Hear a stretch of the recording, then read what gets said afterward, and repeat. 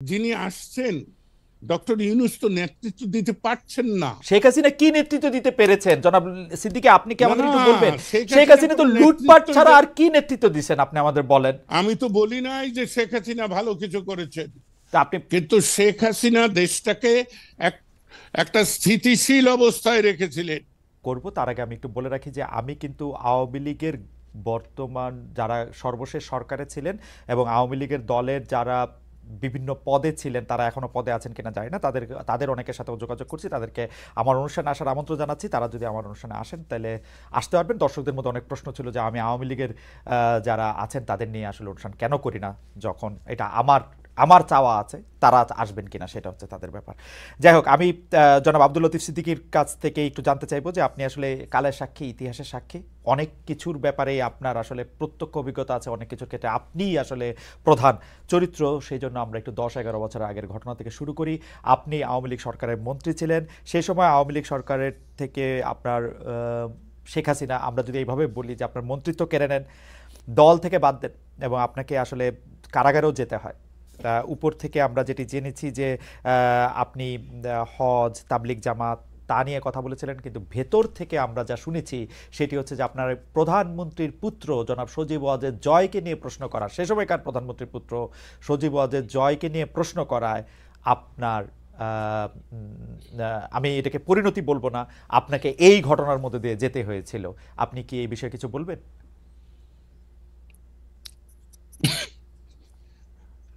প্রশ্ন করা এবং না করা হলো আমার চরিত্র বৈশিষ্ট্য।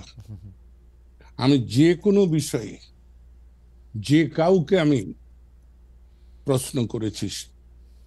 আমি 1964 সালে কপের নির্বাচনে জনাব শেখ মুজিবুর রহমানকে প্রশ্ন করেছি এবং এমন কথাও বলেছি যে আপনি জাতীয়ভাবে যেমন গুরুত্বপূর্ণ, আমি আমার যত বয়স এবং অবস্থানগত কারণে আমি আমার জায়গায় তেমনি আন্তরিক, সৎ এবং নিষ্ঠাবান। তাই আপনি যে প্রস্তাব গ্রহণ করেছেন মনোনয়নের ক্ষেত্রে, এ ব্যাপারে আমার আপত্তি আছে। তাই আমি আপনাকে যেটা বলবো, আমি জয় সম্পর্কে কোনো কথাই বলিনি এবং জয় আমাকে কোনোদিন কোনো কথা বলেনি। জয় তথ্য প্রযুক্তি মন্ত্রণালয়ের উপদেষ্টা ছিলেন, প্রধানমন্ত্রী, তথ্য মন্ত্রণালয়ের না, তথ্য যোগাযোগ মন্ত্রণালয়ের প্রধানমন্ত্রীর উপদেষ্টা ছিলেন। তিনি তাকে কি উপদেশ দিয়েছেন তা জানি না, আমাকে কোনো উপদেশ দেননি। বরঞ্চ আমি একদিন জয়কে বলেছিলাম বঙ্গবন্ধু স্যাটেলাইটের ব্যাপারে যে বাবারে এইটার কি করব। সে আমাকে স্পষ্ট করে বলেছিল যে বড় মামা, আপনি চায়না আর আমেরিকা সম্পর্কে সতর্ক হবেন। ওকে, চায়নাদের যে জিনিসটা দেবে সেটা নিশ্চয়তা নেই, আর আমেরিকা 10 টাকার জিনিস 10,000 টাকা দাম ধরে বসবে। আপনি রাশিয়া, ফ্রান্সের এই দুই জায়গাটা বিবেচনা করতে পারেন। এই আমার 6 মাসের তথ্য প্রযুক্তি মন্ত্রণালয়ের একমাত্র জয়ের সঙ্গে কথা। তবে যে কথাটি বলা হয় বাংলা ভাষায় কিন্তু অনেক রকম ব্যাপার আছে, সেটা বাক্য গঠনে। আমি বলেছি জয়কে, এ কথা আমি বলেছি, সেটা জয়কে প্রশ্নবোধক না।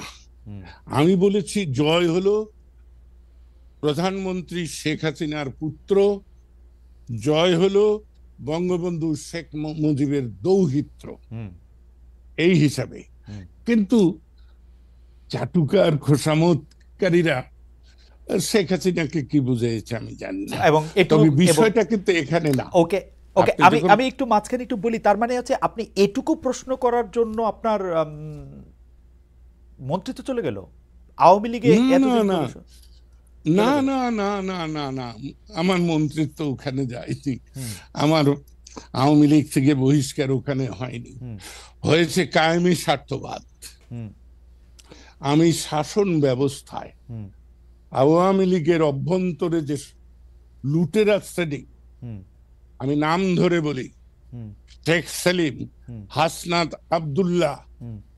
লিটন থেকে শুরু করে প্রত্যেকের সম্পর্কে আমি প্রশ্ন তুলেছি। শেখ হাসিনা সম্পর্কে আপনি কোনো আমি প্রশ্ন তুলছিলেন? কার সঙ্গে? শেখ হাসিনা সম্পর্কে? না, আমি শেখ হাসিনাকে সবসময় হাসতে হাসতে বলতাম, কারণ এক সময় তো তুই তুকারি করেছি। হুম 50-এর দশকের শেষ 58 সালে আমার সঙ্গে পরিচয়, তারপরে থেকে আমরা আমার অভ্যাস অনুযায়ী তুই তোকারি করেছি। কিন্তু আমি যখন 2001-এর জাতীয় সংসদ নির্বাচনে ভোট ডাকাতির কারণে পরাজিত হই, তারপরে আমি সিদ্ধান্ত নেই যে আমি রাজনৈতিক অঙ্গনে থাকবো কি থাকবো না, হুম নির্বাচনী ব্যবস্থার মধ্যে থাকবো কি থাকবো না। তখন আমি নিজে নিজেই ভেবে নেই যে শেখ হাসিনাকে যদি আমি তুই তোকারি করি, তাহলে শেখ হাসিনা আমাকে কেন হুম। সম্মান করবে। তাই আমি তখন থেকে তাকে আপনি বলা শুরু ওকে, করি। আমরা সরি আপনাকে ইন্টারাপ্ট করার জন্য। আপনি ওই জায়গায় বলতেছিলেন যে কেন আপনার মন্ত্রিত্ব চলে গেল, শেখ সেলিম, হাসনাত আব্দুল্লাহ, আচ্ছা, আমি নুরুল ইসলাম সেইটা লিটন। বলতেছি। জি, সেইটা নিয়ে আপনার হ্যাঁ প্রশ্ন হ্যাঁ, ছিল। এর সব ঠিক। আওয়ামী লীগ রাষ্ট্র ক্ষমতায় এসে হুম। সেটা কি, যে আমরা দেশের সম্পদ, দেশের অর্থ বিদেশে পাচার করছি। আমার এখানে হ্যাঁ, জিয়াউর রহমানের আমার এখানে একটা ছোট্ট প্রশ্ন আসে। আপনি যাদের কথা বলছেন যে শেখ সেলিম, হাসনাত আব্দুল্লাহ, জনাব লিটন, তারা আসলে রাইটলি আপনি পয়েন্ট আউট করছেন যে তারা বিভিন্ন ধরনের লুটপাটে অংশ নিছে এবং আপনি সেটা নিয়ে প্রশ্ন তুলেছেন। কিন্তু আপনার কাছে কখনো মনে হয় নাই শেখ হাসিনার ডাইরেক্ট ব্লেসিং না থাকলে, ডাইরেক্ট অংশগ্রহণ না থাকলে তাদের পক্ষে কোনোদিন এই লুটপাট করা সম্ভব না?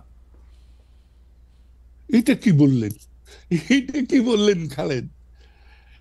আপনার যদি ইচ্ছা না থাকতো, হুম। তাহলে আমি কি আপনার সঙ্গে এই মুখোমুখি সাক্ষাৎকার দিতে পারি? না, না। এবং তাই আপনার ইচ্ছা না থাকলেও প্রধানমন্ত্রী আপনার ইচ্ছা না থাকলেও সেটা শেখ করা। হাসিনার যদি হ্যাঁ, হ্যাঁ। ব্লেসিং নয়, হুম, শুধু ব্লেসিং তো ছিলই, হুম। তার একান্ত সম্মতি ছিল। রাইট। এবং এই ব্যাপারে আমি ছেলেটিকে পছন্দ করি আর না করি, হুম, সোহেল তাজ, হুম। সে কিন্তু এক সাক্ষাৎকারে বলেছে যে আপা আমাকে বলেছিল যত পারো অর্থ জোগাড় করো। আমি কিন্তু শেখ হাসিনা সম্পর্কে আমার খুব উচ্চ ধারণা ছিল। হুম, আমি মানুষের খোঁজ খবর নেই না, হুম। আর আমি কারোর বিরুদ্ধে যতক্ষণ পর্যন্ত সুনির্দিষ্টভাবে আমি আমার এই প্রত্যয় না জন্মে যে এই ঘটনাটি সত্য, ততক্ষণ পর্যন্ত আমি কারো সম্পর্কেই মন্তব্য করি না। আমি কারো বিরুদ্ধে বলি না, সব সময় বলি যে আমি অমুকের সম্পর্কে, অমুকের বিষয়ে মতামত দিচ্ছি। আমার এখানে আমি একটু ছোট করে দুইটা বিষয়ে জানতে চাই যে আপনি তো জানেন যে 2013 সালে যে নির্বাচন ব্যবস্থা, 2014 সালে যে নির্বাচনের মধ্যে দিয়ে আওয়ামী লীগ সরকার আবার ক্ষমতায় আসলো, সেইটাতে আসলে কোনো নির্বাচন হয় নাই। 154টা সিটে আসলে বিনা প্রতিদ্বন্দ্বিতা নির্বাচিত হওয়ার পর আসলে কারো কোনো ভোটের দরকার হয় না, আবার সরকার গঠন হয়ে গেছে। আপনি ওইটার কোনো প্রতিবাদ করেছিলেন কিনা? এক। দুই হচ্ছে আপনি দল থেকে বহিষ্কার হলেন, মন্ত্রিত্ব থেকে বাদ পড়লেন, ফিরে এসে গত 10 বছরে আপনি এই কথাগুলি প্রকাশ্যে এরকম করে বলছেন কিনা বা বলতে চেয়েছেন কিনা, বলতে কোনো বাধা পেয়েছেন কিনা? জনাব খালেদ মহিউদ্দিন, আমি আপনি 2012 সালের বাজেট অধিবেশনে আমি স্পষ্ট করে বলেছিলাম যে এটাই আমার সর্বশেষ জাতীয় সংসদে উপস্থাপিত বক্তব্য, কারণ আমি ভবিষ্যতে জাতীয় নির্বাচনে অংশগ্রহণ করব না। তারপরে শেখ হাসিনা ব্যক্তিগতভাবে আমাকে অনুরোধ করেছেন যে লতিফ ভাই, আমাকে ছেড়ে যাবেন না, আপনাকে আমার প্রয়োজন। আমি শেখ হাসিনাকে যতটা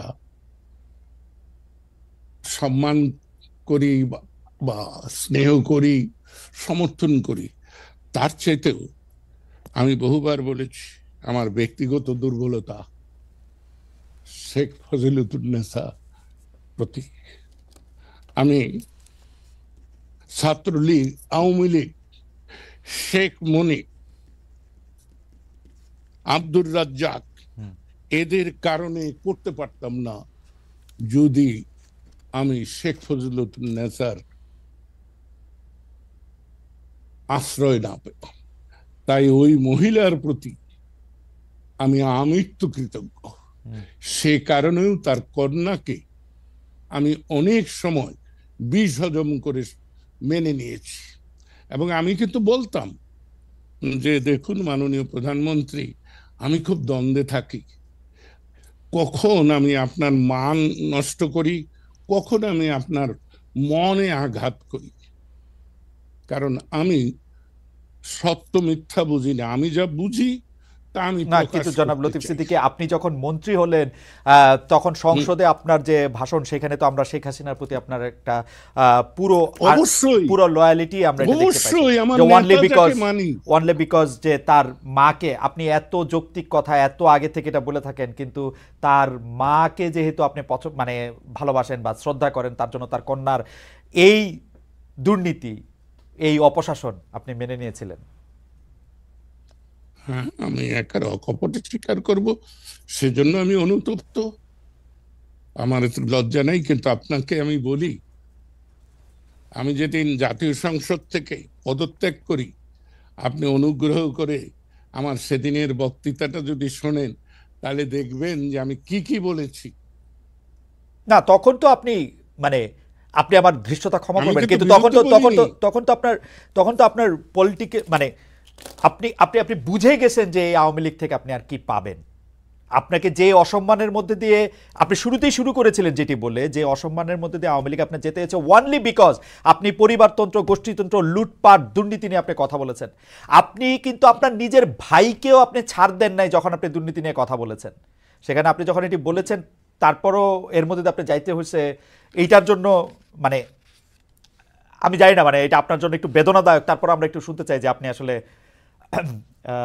এই 10 বছর আর কি বলতে পারতেন বা বলা আপনার উচিত ছিল বলে আপনি মনে করেন কিনা।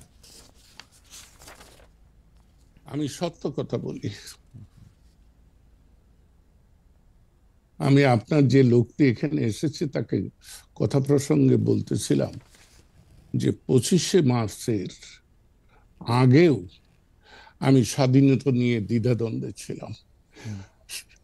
71-এর 16ই ডিসেম্বরের পর থেকে আজ পর্যন্ত বাংলাদেশ যে সকল সমস্যার মুখোমুখি হচ্ছে, আঞ্চলিকভাবে, আন্তর্জাতিকভাবে, এই বিষয়গুলো আমার আল্লাহ আমাকে বোধহয় এই জ্ঞানটুকু দিয়েছিল ভূ রাজনীতির পরিস্থিতি সম্পর্কে। তাই আমি চেয়েছিলাম পাকিস্তানের মধ্যেই একটা সমাধান, আমাদের স্বায়ত্তশাসন, বাঙালির অধিকার, বাঙালির মর্যাদা। কিন্তু পাকিস্তানিরা আক্রমণ করেছে। আক্রমণ করলে, যে শত্রু আক্রমণ করে, আমি তাকে প্রতি আক্রমণ করবই। তাই আপনাকে স্পষ্ট করে বলি, পাকিস্তান সশস্ত্র বাহিনীর বাঙালি সৈনিকরা সারা বাংলাদেশ আওয়ামী লীগের, ছাত্রলীগের কোন ব্যক্তি সশস্ত্র লড়াই শুরু করার আগে আমি 25শে মার্চ রাত্রেই সশস্ত্র লড়াইয়ের জন্য তৈরি হয়েছিলাম। এবং তারই মহান ফসল বঙ্গবীর কাদের সিদ্দিকী বীর উত্তম, এবং তারই ফসল টাঙ্গাইলের মুক্তিযুদ্ধ। তাই আমি অনেক বিষয়ে মেনে নিয়েছি, মেনে নিতে হয়। আমি কিন্তু বিপ্লবী নই, আমি কিন্তু অসামাজিক নই, আমি একজন পারিবারিক মানুষ। তাই পারিবারিক শান্তি স্বস্তি জন্য আমি অনেক সময় বিষ হজম করি। তেমনি দল করতে হলে দলের মধ্যে বিভিন্ন স্বার্থের সংঘাত হবে, বিভিন্ন সুযোগ সুবিধার লোকরা থাকবে, তাদের সাথে মানিয়ে চলতে পারাটাই কিন্তু দল না করা। কিন্তু কিন্তু কিন্তু কিন্তু জনাব লতিফ সিদ্দিকী, আমি আপনার থেকে অনেক কনিষ্ঠ বয়সে, বুদ্ধিতে, বিবেচনায়, উচ্চতায়, ওজনে, সব কিছুতেই আমি আপনার থেকে অনেক ছোট হিসেবে আমি আপনাকে প্রশ্ন করতে চাই। দেশ ধ্বংস হয়ে যাচ্ছিল, 3টা টার্ম ধরে কোনো ইলেকশন সেইভাবে হয় নাই, মানুষজন চুরি করে ভোট দিছে, যারা ভোট দিতে চাইছে তারা ভোট দিতে পারে নাই, দুর্নীতির পর দুর্নীতি হয়েছে, দানবীয় একটা পরিস্থিতি হয়েছে, সবগুলি ধ্বংস হয়েছে। আপনি শুধু মানায় নেওয়ার জন্য, শুধু পরিবারের প্রতি ইয়ার জন্য আপনি এটা মেনে নিলেন? জি আপনাকে না, কি, হ্যাঁ, জি না জনাব, জনাব, জি, জি না। আমি ভবিষ্যৎ চিন্তায় আমি এটা মেনে নিয়েছি। এখনো আমি কিন্তু অনেক কিছু মেনে নিচ্ছি। আপনার কে বলি, আপনি এই 2024-এর বাজেট অধিবেশনে আমার বক্তৃতা শুনবেন। সেখানে আমি স্পষ্ট করে বলেছি যে অনেকেই বলেন আমি শেখ হাসিনার সমালোচনা, আওয়ামী লীগের সমালোচনা করার পরও শেষ পর্যন্ত আমি শেখ হাসিনার পক্ষ অবলম্বন করি। আমি বলেছি হ্যাঁ করি, কারণ আমি দেখতে পাচ্ছি শেখ হাসিনার পরে বাংলাদেশে পরিণতি কি হবে, বাংলাদেশে কে নেতৃত্ব দেবে। 5ই আগস্ট নয়, আমি জুন মাসের শেষ দিক থেকে এই বৈষম্য বিরোধী আন্দোলনকে, কোটা বিরোধী আন্দোলনকে আমি সমর্থন করেছি। কিন্তু আমি কিন্তু বুঝেছি যে কি হবে।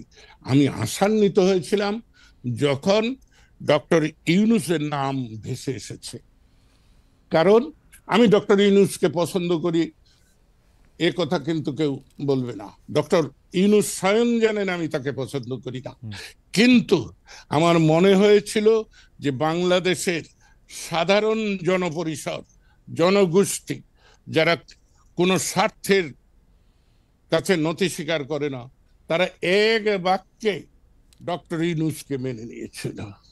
এবং আজকে বাংলাদেশের এই 5-6 মাসের অবস্থাটাকে আপনি দেখুন। না সেজন্য তো আওয়ামী লীগ দায়ী, বাংলাদেশের মানুষ কিন্তু সেজন্য তো আওয়ামী লীগ দায়ী, সেজন্য তো আওয়ামী লীগের 15 বছরের দুঃশাসন দায়ী।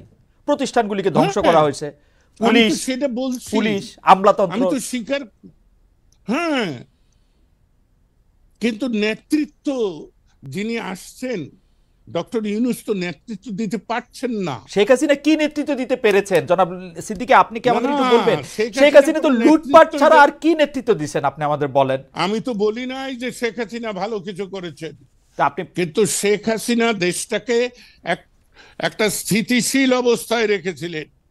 সকল কায়েমি স্বার্থবাদীদেরকে সুবিধা বন্টন করে একটা ব্যবস্থা রেখেছিলেন।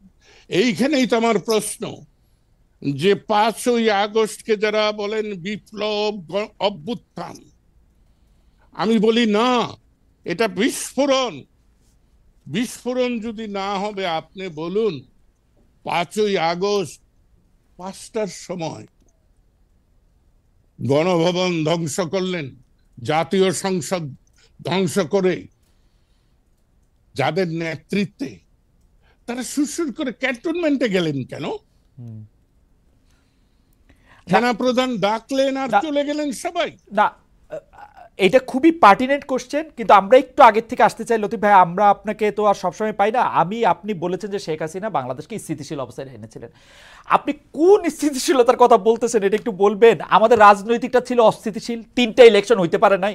অর্থনীতির মধ্যে আমরা দেখছি 5-6 জন বিশিষ্ট লোককে টাকা পাচারের, লুটপাটের, দুর্বৃত্তপনার সুযোগ দেওয়ার জন্য যা কিছু সরকারি মেশিনারি করা দরকার তার চেয়ে বেশি করা হয়েছে। আপনি যদি সামাজিক স্থিতিশীলতার কথা বলেন, এই শ্রেণী উচ্চ বড়লোক আরো অনেক বেশি বড়লোক হয়েছে, গরিব আরো অনেক বেশি বড়লোক হয়েছে, কোন দিকটা দেশ স্থিতিশীল ছিল? ভাই রে, আপনি তো বলছেন, আমরা তো, আমি যদি বলি দুইটা সামরিক শাসন, এটার দুটি সামরিক শাসন যদি না আসতো, একটা গণতান্ত্রিক পরিবেশ যদি বিরাজ করত, 75-এ যদি জাতি রাষ্ট্রের পিতা বঙ্গবন্ধু শেখ মুজিবুর রহমানকে হত্যা করা না হতো, তাহলে আজকের অবস্থা সৃষ্টি হতো কিনা তাতে আমার সন্দেহ আছে। তাই শেখ হাসিনা তো বাতিল মাল, সে গণদুশ্মন, এতে আমার কোনো কথা বলতে লজ্জা নাই, এবং তার সঙ্গে কাজ করেছি সেজন্য আমি অনুতপ্ত অবশ্যই। কিন্তু আমি ইতিহাস তো আর স্বীকার করব না, আমি ইতিহাসকে বিকৃত করব না। অনেকেই তো আওয়ামী লীগ করেছেন। জি, হ্যাঁ, জি, আওয়ামী লীগের মতো দল। আচ্ছা, আমি একটা অন্য প্রশ্ন করি লতিফ ভাই, আওয়ামী লীগের মতো একটা দল যে এখন মুখ দেখাইতে পারতেছে না, আওয়ামী লীগ যারা সর্বশেষ করছে, আপনি বিশ্বাস করবেন না, আমি যারা বিদেশেও রয়েছে তাদের কাছে বারবার বলতেছে আপনারা এসে আপনাদের কথা বলেন, তারা এইখানেও মুখ দেখাইতে পারতেছে না যে এটা একটা ভালো জায়গা, ছাড়া দেশে তো দূরে থাক। এই অবস্থাটাকে আপনি ভাবছিলেন যে এইরকম হইতে পারে? আপনি আপনি ওই যে আবার বলি, আপনার বাজেট বক্তৃতাটা রাইট। না না, বাজেট বক্তৃতা না, 16 সালে যখন আমি পদত্যাগ করি সেই বক্তৃতাটা তো আমি এই কথা বলেছিলাম। আমি ওই পেট্রিয়ট কবিতা ওয়ার্ডসওয়ার্থের, রাইট, সেই কবিতাটা আমি ভালো করে ধারণ করি জীবনে। তাই বিজয়ী বীর, দেশপ্রেমিক, ফুলের মালা নিয়ে আসে, যদি ব্যর্থ হয়, জনস্বার্থ বিরোধী কাজে লিপ্ত হয়, তাহলে জুতার মালা দিয়ে যেতে হয়। রাইট। আমি কালকে শেখ হাসিনাকে সমর্থন করেছি বলেই আজকে করব এ কথা তো আমি বলছি না, কিন্তু আপনি যেটা বললেন যে মুখ দেখায় কি করে, আপনি এখনো জানেন না এই বাংলাদেশে আওয়ামী লীগের এমন সমর্থক আছে তারা এখনো শেখ হাসিনাকে নিয়ে স্বপ্ন দেখে, যারা আমাকে ভয় দেখায় যে আপনি যে শেখ হাসিনার বিরুদ্ধে বলেন ভবিষ্যৎ কি হব। আমি যে 87 বছরের একজন বৃদ্ধের ভবিষ্যৎ আর কত। Absolutely, absolutely. আচ্ছা, জনাব লতিফ সিদ্দিকী, আপনি দীর্ঘকাল ধরে শেখ পরিবারকে জানেন, চেনেন, আপনার সাথে মানে আপনার সাথে আওয়ামী লীগেরও একটা নিবিড় সম্পর্ক রয়েছে। আপনি আমাকে বলেন তো, যেই লিডার কোনো রকম কোনো আগের থেকে পরের থেকে কিছু না বলে দেশের তার যারা সাপোর্টার তাদেরকে বিপদে ফেলে, শুধুমাত্র উনি যাদেরকে তাদের পরিবারের অংশ মনে করেন তাদেরকে হিট দিয়ে, শেখ তাপসকে আগে চলে যেতে বলছেন, তার আত্মীয় স্বজনটা আগে চলে যেতে বলছেন, শেখ রেহানার বিয়ার আগে চলে গেছেন, উনি চলে গেছেন, তাকে নিয়ে আর মানে ভাবনাটা কি, আর মানে এটা কারণটা কি? আমার তো মনে হয় আওয়ামী লীগের থেকে দাবি তোলা উচিত শেখ হাসিনার শাস্তির ব্যাপারে। আপনি এটাতে কিভাবে দেখেন? মানে এটা কিরকম, এটা একটু উল্টা কথা হইতেছে না যে আপনি তাকে নিয়ে স্বপ্ন দেখতেছে আওয়ামী লীগের লোকজন? তিনি তো সব জানতেন। আপনার মনে আছে, কালো কাপড়, কালো শাড়ি পরে তিনি বোধহয় জুলাই মাসের 20 না 21 তারিখে একটা বক্তৃতা করলেন। হ্যাঁ, আমি সেদিনই ধরে নিয়েছি। আর আরো একটা কথা বলি, পাকিস্তানে বলুন আর বাংলাদেশে বলুন, যতবার জরুরি আইন জারি হয়েছে তখনই দেখা গেছে সরকারের পতন হয়েছে। আপনি হিসাব করে দেখেন, 69-এর গণ আন্দোলনে যেদিন জরুরি আইন জারি হয়েছে তার 15 দিনের মধ্যে আইয়ুবের পতন হয়েছে। জিয়া নিহত হয়ে সম্মানের সঙ্গে গেছেন। এরশাদ জরুরি আইনের 21 দিন পরে তিনি ক্ষমতাচ্যুত হয়েছেন। খালেদা জিয়া জরুরি আইন ঘোষণার কয়দিন পরে গেছেন আমার খেয়াল নাই। তো উনি 20 জুলাই জরুরি আইন জারি করেছেন, 5ই আগস্ট চলে গিয়েছেন।